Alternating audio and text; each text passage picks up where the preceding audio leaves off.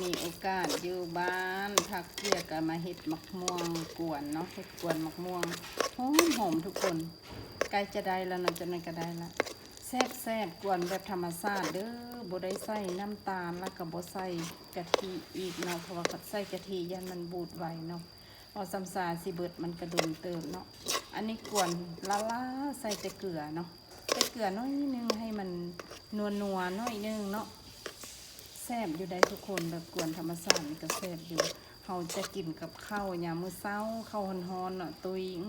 แซ่บกวนกิน2-3 ครั้งแล้วเด้อปีนี้เนาะลูกสาวก็มักหลายแซ่บทุกคน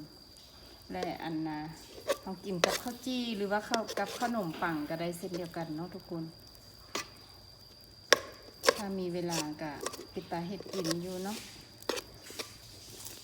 แซ่บอยู่หอมกำลังหอมใส่ดังเนาะใกล้จะเป็นแล้วเดี๋ยวก็ได้แล้วเนาะ